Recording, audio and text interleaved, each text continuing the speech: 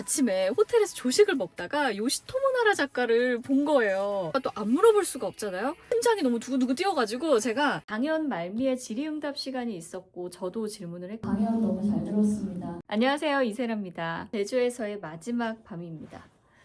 제가 제주도에 온 이유, 오늘 나라 요시토모 작가의 강연이 있었고 강연 정말 인상 깊었고요. 강연장에서는 이 사진이나 뭐 녹화가 일절 안 돼서 이렇게 손으로 적어 왔어요. 이렇게 기억하고 싶은 것들이 많아서 정리도 좀 하고요. 자기 전에 이렇게 영상도 찍습니다.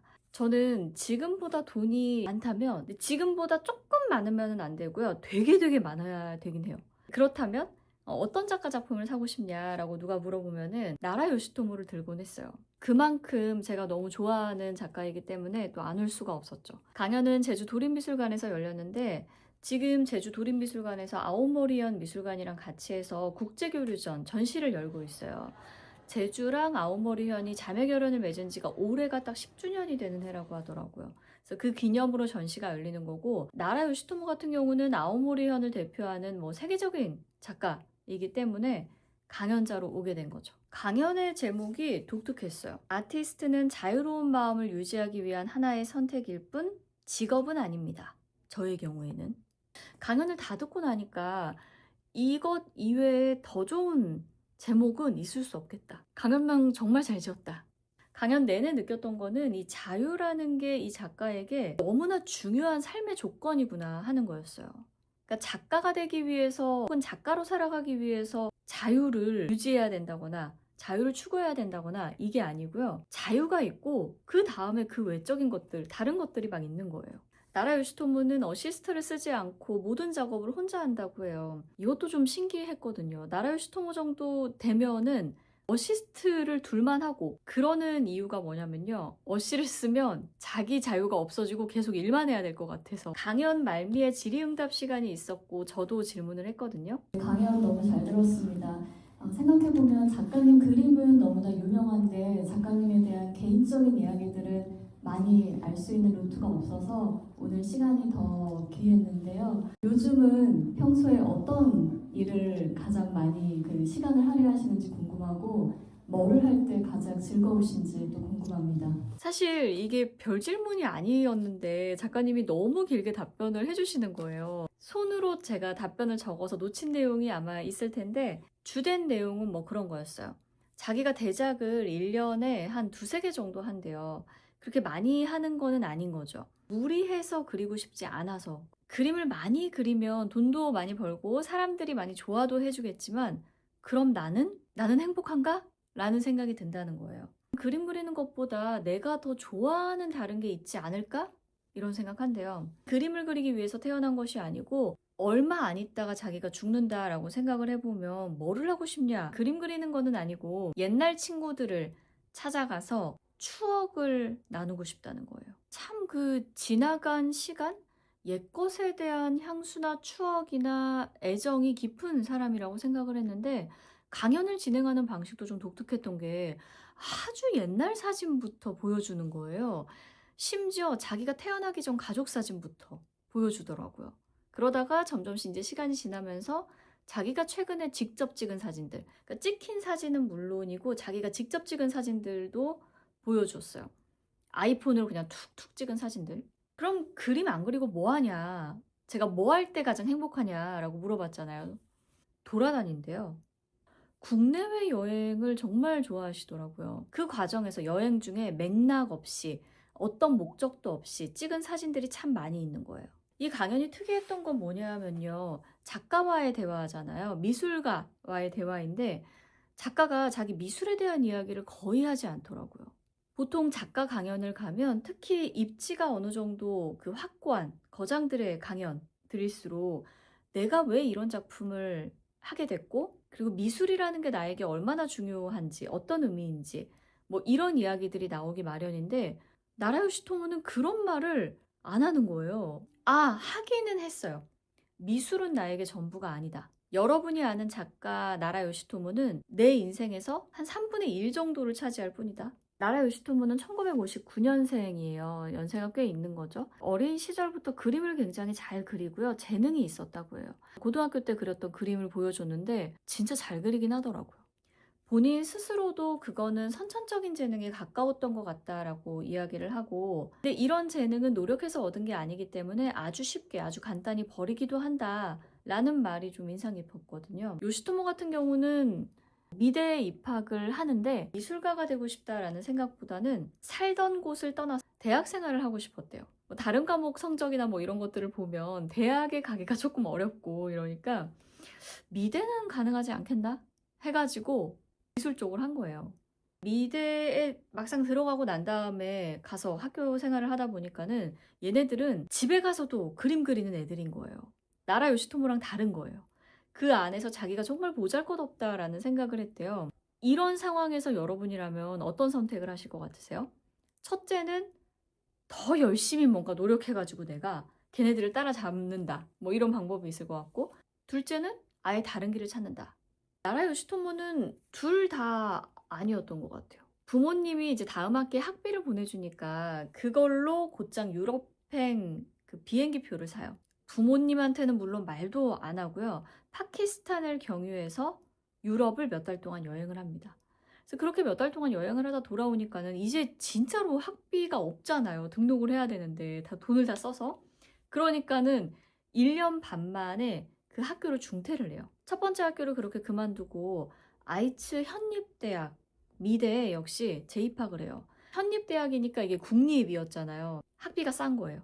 부모님한테 가서 학비 때문에 내가 여기로 간 거야 라고 이야기를 해요. 나 착하지? 부모님이 아리가또.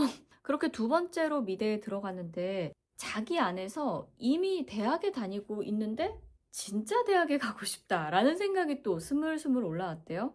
그렇게 해서 독일로 가게 돼요. 학비가 싸니까. 그때부터는 정말 이제 진지하게 미술을 해보자 라는 마음으로 미술에 임했다고 해요. 우리가 그 나라 요시토모 작가의 대표 도상으로 알고 있는 그 눈이 찢어진 화가 나 있는 소녀 있잖아요. 이것도 이 독일 유학 시절에 나오게 돼요. 1991년에 그 칼을 든 소녀라는 이 작품을 보통 나라 요시토모 작가 작품 세계의 시작으로 꼽거든요. 제가 그 인상 깊었던 거는 이런 인생의 큰 결정들 있잖아요. 갑자기 멀쩡히 다니던 학교를 재등록을 안 하고 유럽행을 뭐 결심한달지 실제로 한달지, 그리고 학비가 싸다는 이유로 독일로 유학지를 결정한달지.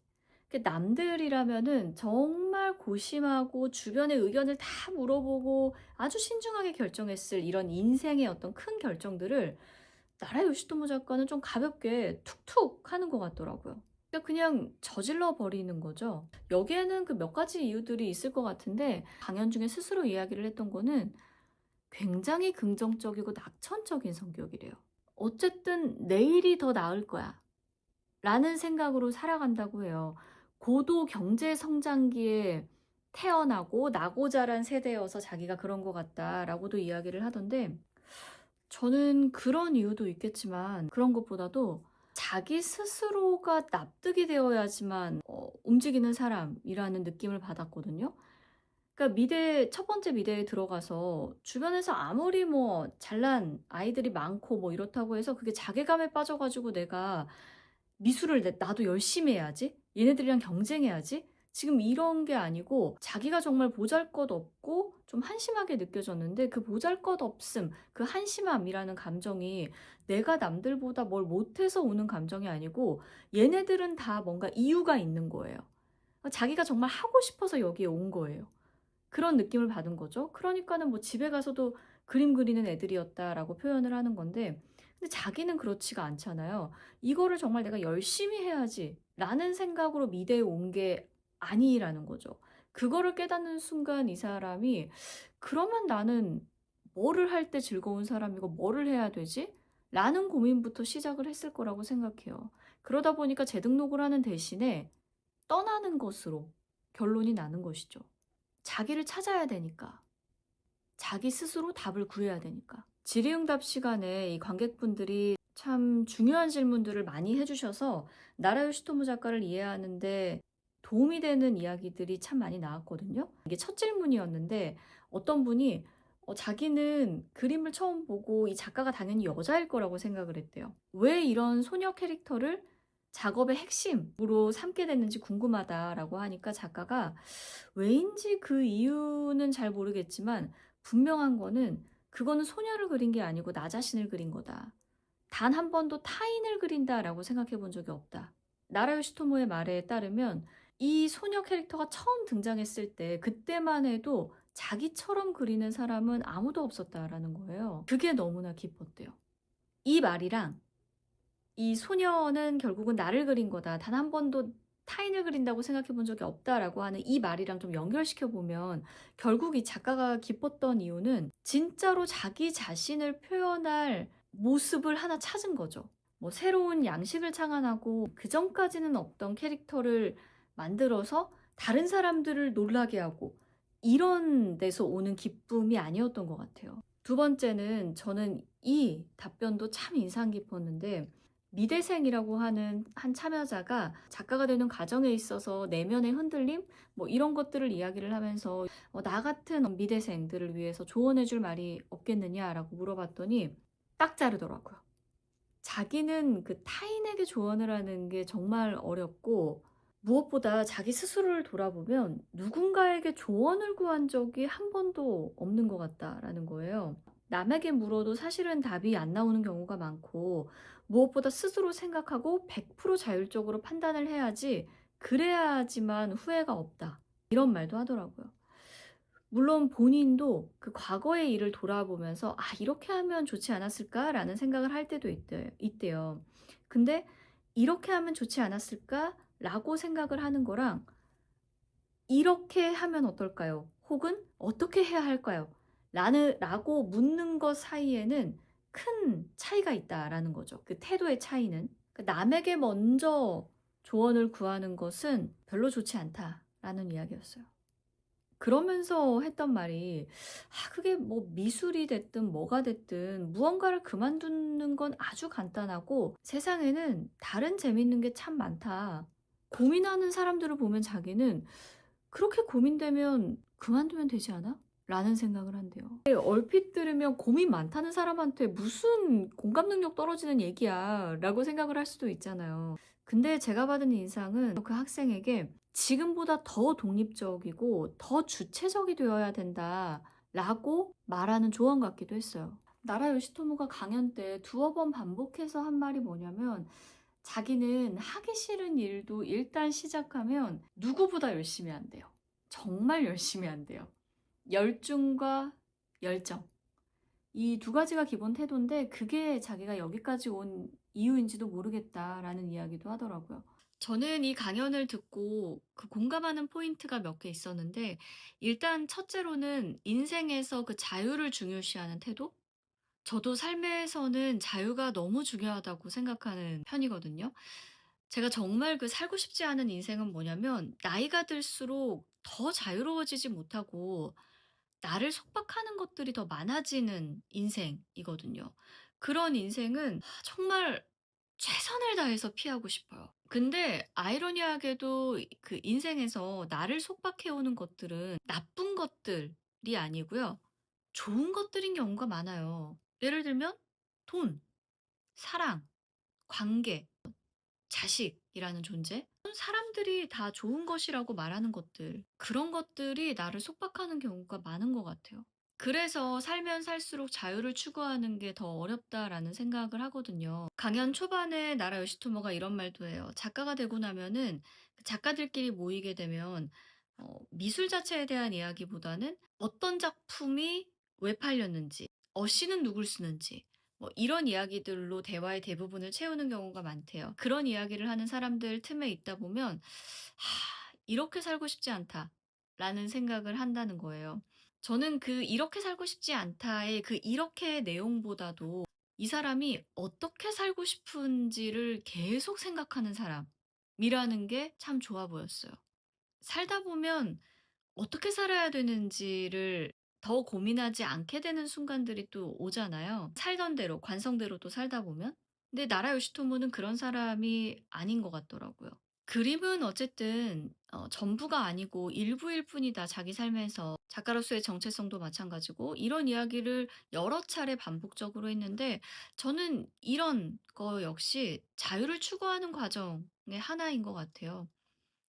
너무 유명한 작가이고 너무 사랑받는 작가이고 너무 비싼 작가이기도 하고 근데 거기에 딱 자기가 속박되는 순간 자유를 잃어버리는 거죠. 인생을 살다가 갖게 되는 의문들을 시간이 얼마가 걸리더라도 남들과 그게 꼭 같은 방법을 취하지 않더라도 자기 스스로 아주 천천히 자기 속도대로 찾아가는 사람. 나라 요시토모 작가 스스로도 뭐라고 하냐면 지금까지 자기 역량을 키울 수 있었던, 자기 역량을 키워줬던 게 뭐였냐라고 돌이켜 보면 지름길로 가는 걸 피하는 거였다. 쉬운 길을 선택하지 않았다는 건데 그 쉬운 길이라는 거는 남들에게서 듣는 답, 남이 알려주는 길, 이미 남들이 해왔던 방식을 그대로 따르는 거.